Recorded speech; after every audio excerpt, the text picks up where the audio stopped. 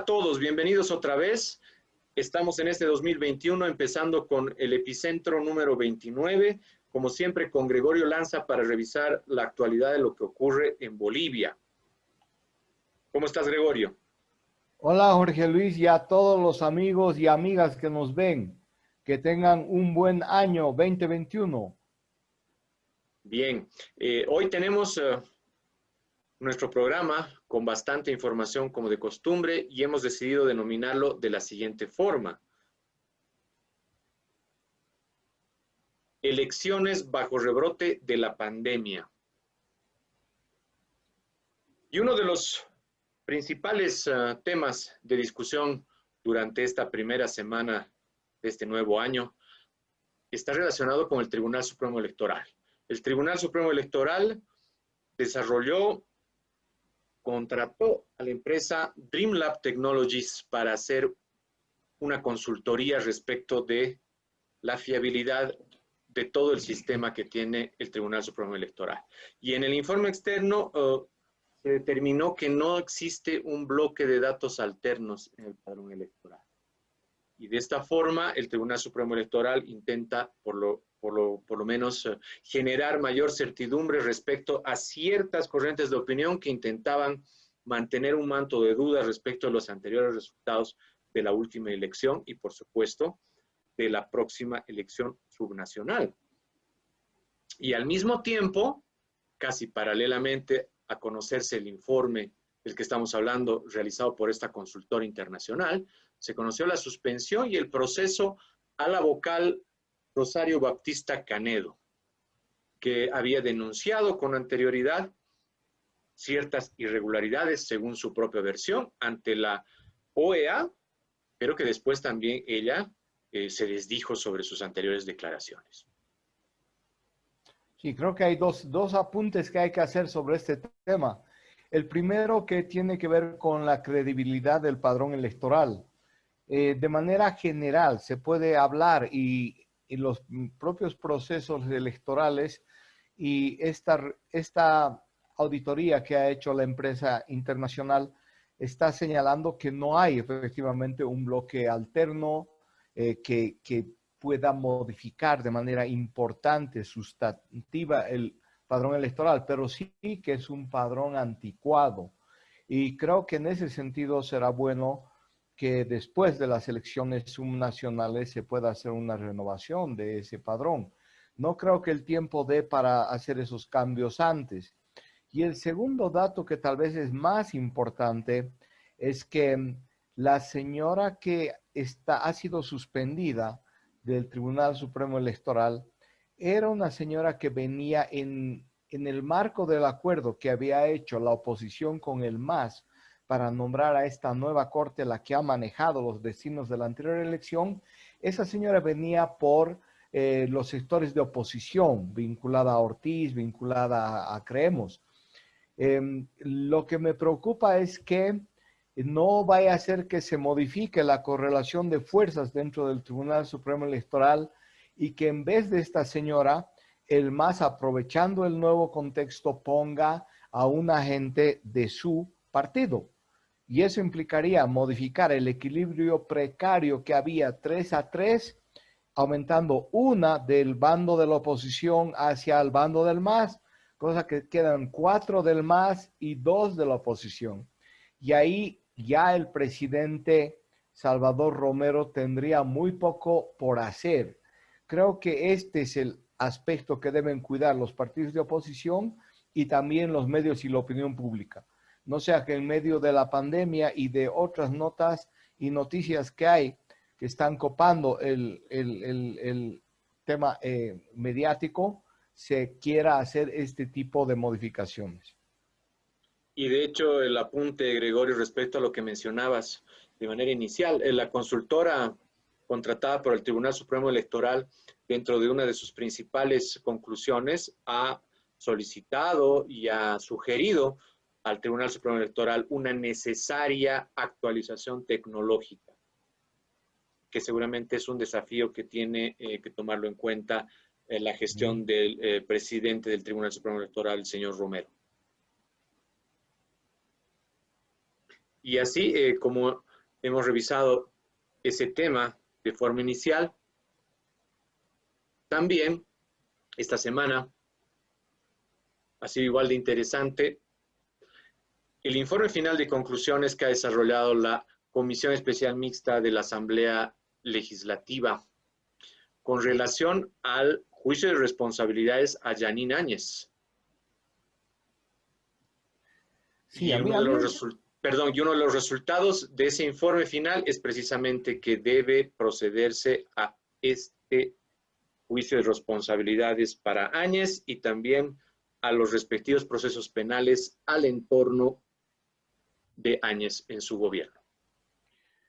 Desde el inicio del gobierno de Arce Catacora y David Choquehuanca, se ha manejado y como un tema central en el discurso, en la narrativa del nuevo gobierno y del MAS, lo caótico, crítico, corrupto, ineficiente que ha sido el gobierno de Áñez. Y creo que la mayoría vamos a coincidir en eso. Pero también hay el riesgo de que se empiece a usar cada vez más como una muletilla para encubrir errores, problemas del MAS, como es el caso de la crisis interna, que vamos a hablar más adelante.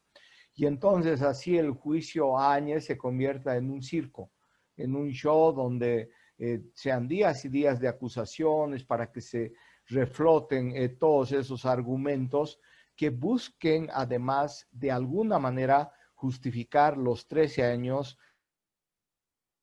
de Evo Morales que han sido años tremendamente críticos de excesiva corrupción, de mal manejo de la administración pública, de los recursos y el autoritarismo de Evo Morales. Entonces, creo que ese es el aspecto que habría que tomar nota. En principio, ese sería mi criterio, Jorge Luis. Sí, y así como esos dos temas de inicio los hemos comentado, otros temas también han ocupado la atención nacional. Por supuesto, las candidaturas. Porque el Tribunal Constitucional Plurinacional admitió una demanda para la inaplicabilidad de la Constitución política respecto al tema de residencia, lo que permitiría de inicio que candidatos como Doc Weiler, Reyes Villa y la candidata Alanoca puedan participar de forma absolutamente tranquila en las próximas elecciones subnacionales. Sin embargo, habrá que estar pendientes al resultado del Tribunal Supremo Electoral, que es un poder independiente sobre este tema. Y Jorge Luis, ¿qué ha dicho el Tribunal Supremo Electoral sobre esto? ¿Cuál va a ser su actitud? Todavía no conocemos un veredicto final sobre esta situación. Sin embargo, lo que conocemos es que existiendo esta posibilidad ya del Tribunal Constitucional, es como que le pone un tapiz, ¿no?, inicial para que tenga que proceder el Tribunal Supremo Electoral. Y tiene un gran desafío otra vez Romero. Va a inhabilitar a estos candidatos. Claro, de hecho ya le están poniendo como una especie de bozal al Tribunal Supremo Electoral. Y viene de este Tribunal Constitucional, que es un Tribunal Constitucional que no tiene ninguna credibilidad, no tiene legitimidad, está cuestionado. Son los hombres y las mujeres puestos por Evo Morales. Entonces, este es un primer aspecto que nuevamente se está planteando una disputa de poderes. Habrá que ver, como señalas, qué es lo que hace el Tribunal Supremo Electoral.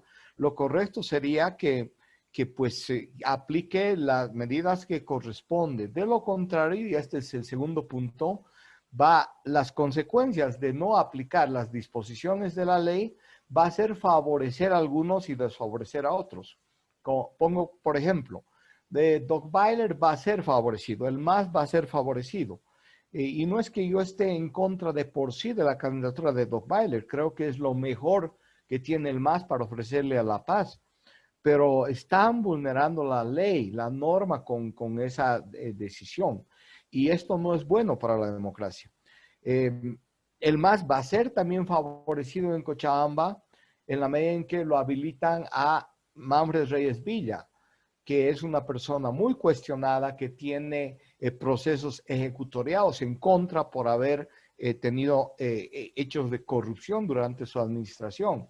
Pero la consecuencia de su candidatura va a ser que va a dispersar más el voto de la oposición en Cochabamba. Esa es una gran posibilidad y esto también le favorece al MAS.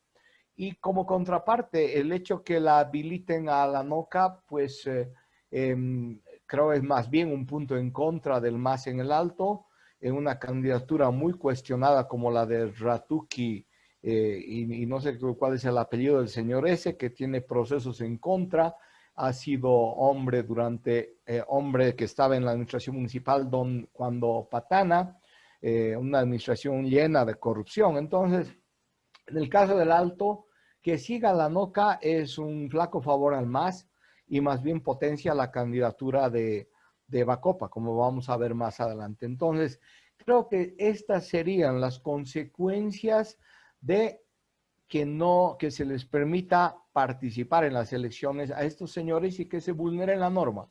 En algunos casos se favorece al MAS, fundamentalmente en el caso de La Paz, y en otros pues tiene también sus consecuencias en contra, pero no es lo mejor para la democracia. Hay que cumplir las normas, si no, ¿para qué las hacemos?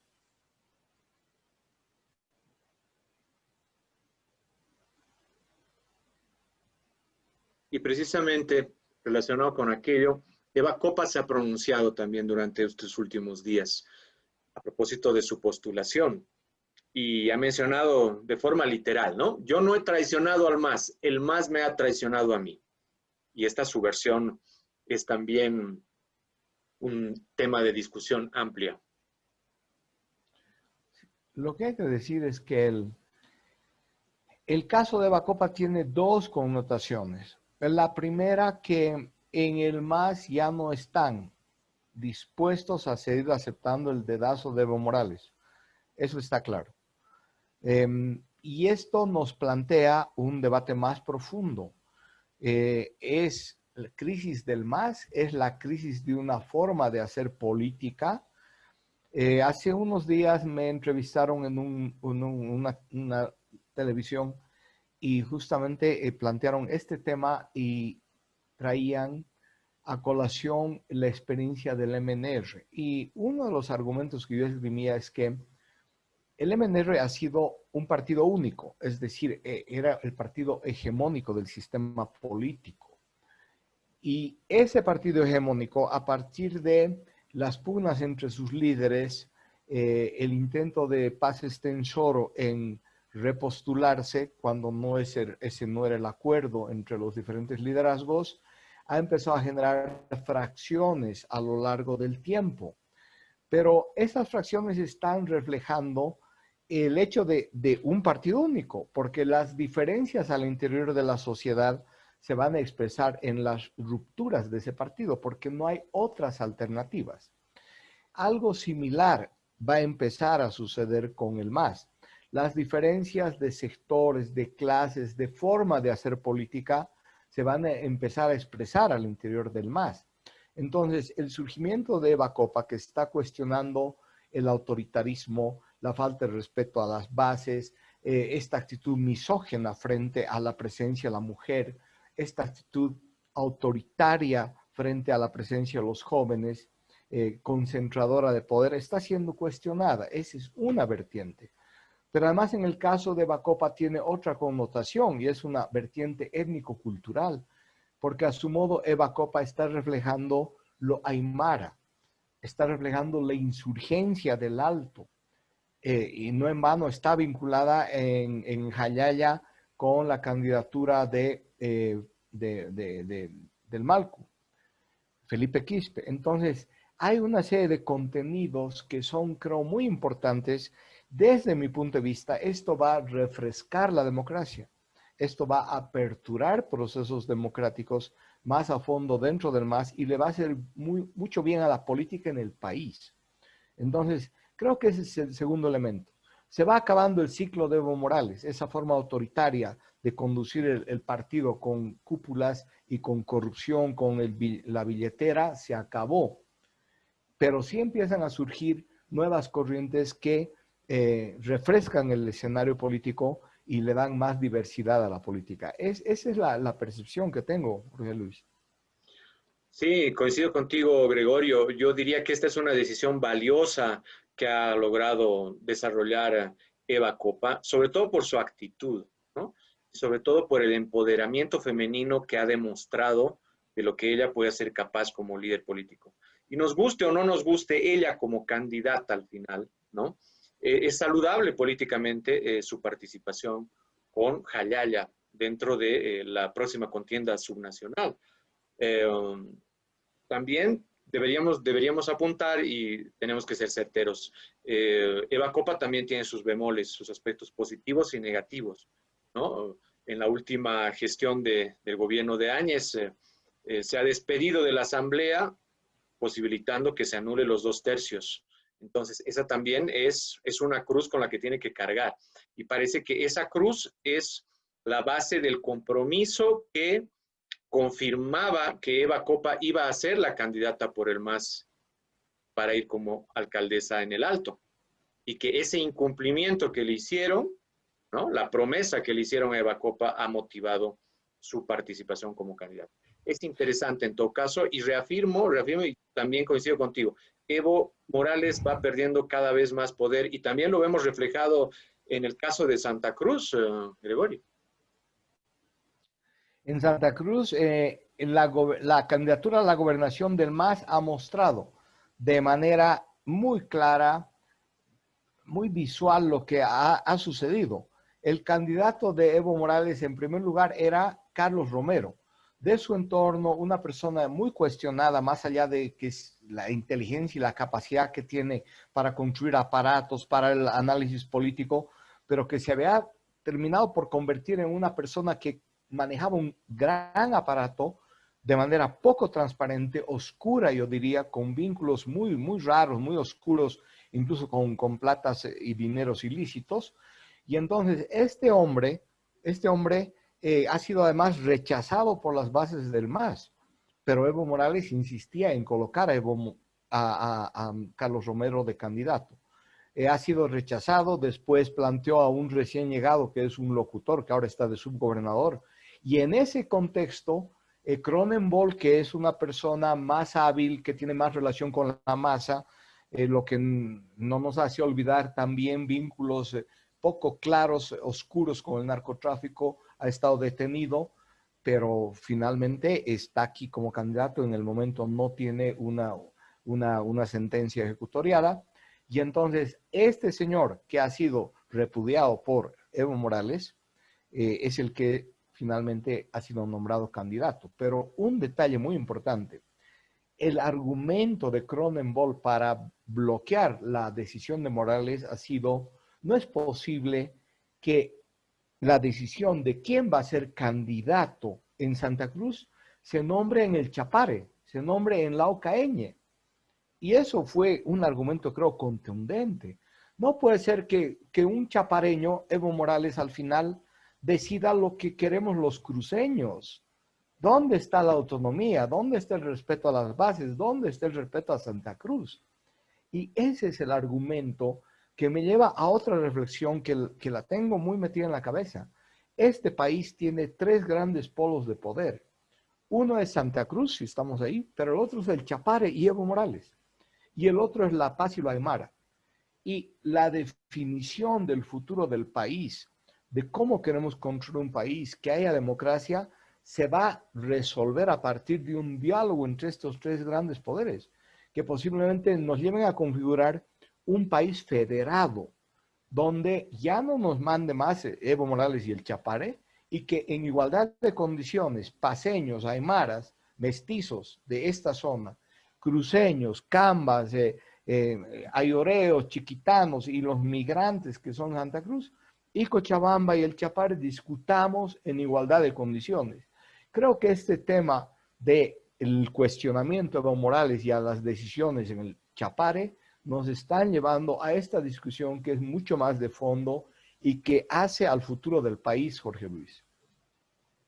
Y así como ese tema ha sido también central en la discusión pública de estos últimos días, hay otro que es el rebrote del COVID en Bolivia, que ha ocupado sin duda el escenario central. Y a propósito de aquello, el presidente Arce anunció la compra de vacunas sin intermediarios y reafirmando que no se va a especular con la salud. Y han dicho el precio, ¿cuánto vale la vacuna que han comprado en principio, la vacuna Sputnik? Sí, mencionó el ministro de Salud, tal como lo habíamos mencionado en nuestro anterior programa, es $9.5 por dosis, ¿no? Pero sabemos en cuánto ha comprado el gobierno, si ha comprado en 9.5, en menos o en más. Lo anunció el propio ministro de Salud, lo dijo. Pero, ojo, el portavoz del gobierno, Richter, dijo hace unos días atrás que no puede decir exactamente el precio en el que han comprado, porque hay una cláusula de confidencialidad. Este es un aspecto que contradice esta declaración del presidente Arce de que todo va a ser muy transparente. Y si va a ser muy transparente, el presidente Arce tiene que levantar la cláusula de confidencialidad, no le queda otra. Más aún cuando nos hemos enterado que es una buena noticia, por supuesto, que Bolivia está gestionando la compra no solo de la Sputnik 5, que es la vacuna rusa, sino también de las otras vacunas, AstraZeneca, Pfizer, Moderna, Sinovac y también Sinopharm. Y, por supuesto, necesitamos nosotros saber, tenemos el derecho de conocer con detalle cuál es la inversión respecto a cada una de estas vacunas. Y eso de que hayan 5 vacunas es bueno, habrá que ver cómo se van aplicando y cómo comienza ese proceso. Entiendo que en Santa Cruz ya la próxima semana van a iniciar y ese será un buen dato, pero ¿cómo vamos con la gestión del COVID, Jorge Luis? ¿Qué está Y pasando con la gestión? a propósito de la gestión relacionada con el rebrote del COVID, en el caso de La Paz, se ha observado que el pico más alto estaría llegando el próximo mes, en febrero. Sin embargo, a estas alturas, iniciada recién la primera semana de enero, los hospitales ya estarían saturados con pacientes COVID. Y surgen también otras noticias tan preocupantes como esta, donde se confirma que 3 de cada 10 enfermos con COVID, en el caso de La Paz, están muriendo en los hospitales.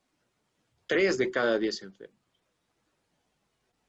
Y a propósito de esto, ha salido el portavoz de gobierno y ha anunciado que existe una responsabilidad que no le estarían asumiendo como deberían, tanto gobernaciones como alcaldías, que estarían destinando montos mínimos para la lucha contra el COVID, observándose de Sí. esta forma dificultades para enfrentar al virus y que la estamos viendo de manera muy clara a nivel nacional.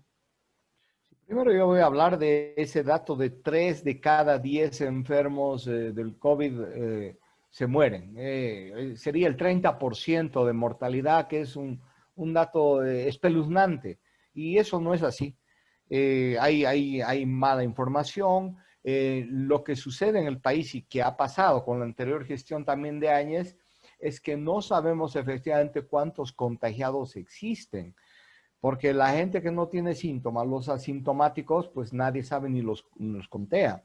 Y los mecanismos que tienen las alcaldías, especialmente en el caso de La Paz, son pésimos, o el Servicio Departamental de La Paz es pésimo. Entonces, estamos frente a una crisis del sistema de salud. Eso ya lo sabíamos, se nos refriega en la cara cada vez que pasan estos sucesos y que sube el contagio del COVID. Hay un aumento del contagio, hay el famoso rebrote, se debe a las fiestas, se debe a que en muchos lugares ya no se usa el barbijo. Entonces, creo que eso está avanzando. Habrá que tomar políticas frente a este tema. Y en segundo lugar, el otro hecho es alcaldías y gobernaciones no funcionan. sus alcaldes no toman previsiones para invertir en el tema de enfrentar al COVID, no contratan gente, todo le echan la culpa al gobierno central mientras su plata está durmiendo. Esa es una gran irresponsabilidad. Lo que vuelvo a decir pone en cuestión la estructura y la forma de organización al final del Estado. Los municipios y toda la participación popular se empieza a caer también a pedazos con este tipo de gestiones, porque nos muestra una incapacidad de control, de capacidades y de gestión. Y yo quiero incorporar un elemento más. Creo tú lo decías algún momento, la necesidad, y eso lo leí también en un periódico, de una persona que conoce el tema de la comunicación, la necesidad de que exista un nivel de comunicación estructurado, una estrategia comunicacional que salga desde el gobierno en coordinación con las gobernaciones, con los medios de comunicación. No puede ser que cada uno diga lo que quiere sobre el tema. Tendrá que haber una línea central.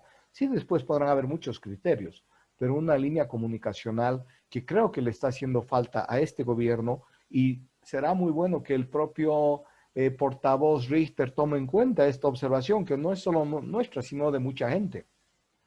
Sí, y en ese sentido, de repente, no estrellarnos tanto, ¿no? Sobre cuando pensamos en el tema del COVID y la administración sobre la pandemia, el rebrote al gobierno nacional.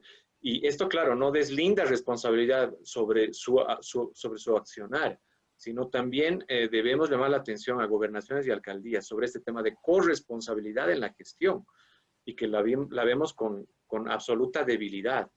Y es increíble y cómo es posible que a estas alturas estamos en el rebrote del COVID, no tengamos una ruta crítica respecto a lo que es información, educación y comunicación relativa a un tema tan sensible de salud a nivel nacional. Y esa ausencia se ve reflejada en casos como el que vamos a ver a continuación, que está dando a este momento, en este instante, la vuelta al mundo. En Quillacollo, ocurrido en Quillacollo, queman barbijos como signo de libertad y rebeldía, ¿no? Se han mostrado imágenes muy claras en un video donde un grupo de denominados activistas deciden reunir varios barbijos y quemarlos y plantearlos como símbolos de esclavitud y utilizando argumentos que están fuera de lugar, utilizando argumentos que no solo pecan de ignorancia, sino también de una controvertida afrenta al tema del COVID y a la salud pública. Bueno, pero Bolsonaro, el presidente de Brasil, estará feliz de ver esa foto, Jorge Luis. Estará aplaudiendo al ver una foto así. Bolsonaro ha sido uno de los primeros en decir que casi que el COVID no existía, que era una falsa alarma, que no es obligatorio usar barbijos. Él hacía reuniones con sus fans, con su electorado, porque además tiene fans fanáticos. Hacía reuniones y como que casi quemaban, faltaba poco que quemen, si es que no lo han hecho en algún lugar. Entonces, efectivamente, este tipo de reacciones surgen acá y en Brasil con su presidente, que están reflejando, como tú dices, por un lado, esta falta de comprensión del fenómeno, pero al mismo tiempo yo creo otros dos aspectos. Uno, el hecho de que no sienten un Estado que dé políticas, que haya un nivel de aseguramiento de la población. No existe pues esa presencia a diferentes niveles, pero también están reflejando el sentimiento de mucha gente del hastío con la pandemia, porque es verdad, la pandemia, el encerrarnos en la casa, el aislarnos, permite a estos poderes hacer lo que quieran y coartar la libertad individual. Y este es un otro fenómeno que se discute en varias partes del mundo. Es decir, cómo la pandemia está teniendo efectos colaterales mucho más graves y serios, no solo en la economía, sino que está teniendo efectos colaterales cuando hay cuarentenas rígidas debido a la vulneración de derechos de las mujeres, a las violaciones, al maltrato, entonces, y a las consecuencias psíquicas que te genera después y que generan disturbios mentales, inequilibrios en la gente. Entonces, creo que es un fenómeno así de complejo y estamos viendo que este tipo de reacciones reflejan eso, que nos debe servir más bien para reflexionar a la sociedad, a la gente que orienta a los medios de comunicación. Y es bueno discutir, ver que existe eso para también explicar y decirle a la gente, no, hay el virus, es un virus que puede ser mortal si usted no toma las previsiones del caso, si no sigue un protocolo en cuanto tenga algunos síntomas de tomar ivermectina, de tomar acitromicina y tomar ibuprofeno o algún otro desinflamante. O si quiere también puede seguir con medicina natural, el matico, pero complementando, en mi experiencia, complementando a la ivermectina de la acitromicina, matico y eucalipto. Esos dos son otras hierbas que son muy positivas para el cuerpo humano. Entonces, creo que esto es lo que nos hace falta escuchar en los medios de comunicación de una forma clara. El presidente el otro día ha aprobado, creo, una norma donde dice que también se va a utilizar la medicina natural. Pero yo no escucho tampoco campañas que hagan bolsitas de esas medicinas también o para distribuir o para regalar y enseñar a la gente cómo utiliza. Volvemos a lo de siempre, falta una política central y comunicacional con relación al tema del COVID. Y claro, no es solo un tema de barbijos, ¿no? Porque cualquier persona que de repente quiere centrarse sobre el tema del barbijo intentaría relativizar esta situación y no va en esa dirección. El tema del COVID es una cuestión mucho más seria que solamente el tema del barbijo. Existen otros elementos que deberíamos tomar en cuenta en términos de prevención. Pero mi comentario va en que no es posible que un grupo de denominados activistas intenten demostrar a una población tan sensible como Quillacollo en Cochabamba y a nombre de su fe, de sus creencias, a nombre de su posición política, ¿no? Atentar contra la salud pública. Entonces, creo yo que este grupo de personas identificados claramente en el video que está circulando en las redes sociales debería ser identificado con nombre y apellido y procesado por ocasionar un atentado contra la salud pública. Creo que eso es fundamental y necesario. Pues de lo contrario, ¿a dónde vamos a llegar? Estamos en una situación realmente crítica que cada vez se va a ir profundizando cada vez más.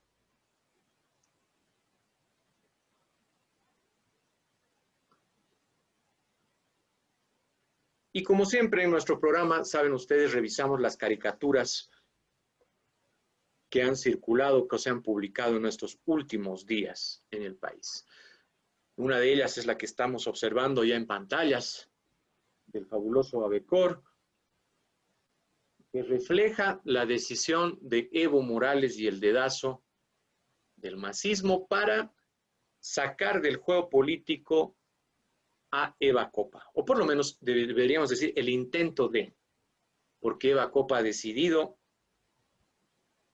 ir en contra de la corriente masista y postularse a pesar de esa decisión junto a Jalaya y ya está en competencia para obtener la silla edil de la ciudad del Alto.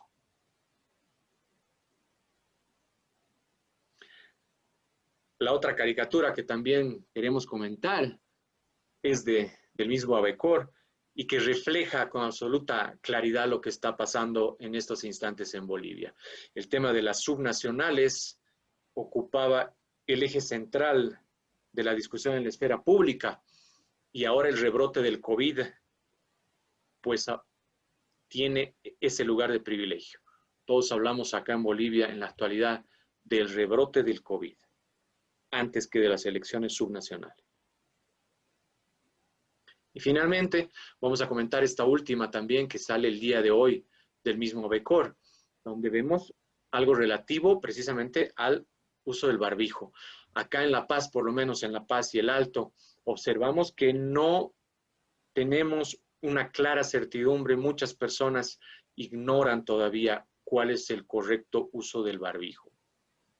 Algunos lo usan ahí, como vemos en la imagen, más arriba suspendido, otros tal vez en la perspectiva de la imagen central en otro lugar que no corresponde y otra cosa que es muy habitual, algunos lo utilizan debajo de la nariz.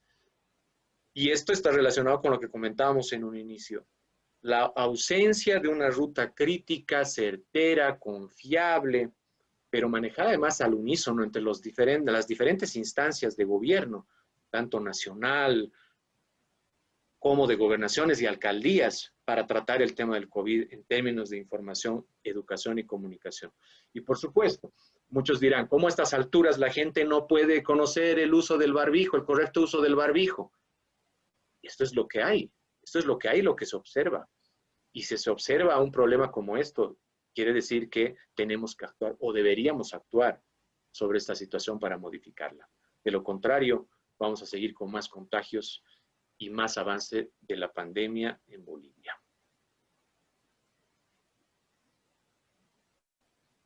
Como siempre, muchas gracias a todos por acompañarnos, a todos los que nos han visto. No olviden suscribirse, por favor, al canal y estaremos en 7 días comentando la actualidad, lo que ocurre en Bolivia. Gracias, Gregorio. Gracias, Jorge Luis, y a la gente que nos ha visto.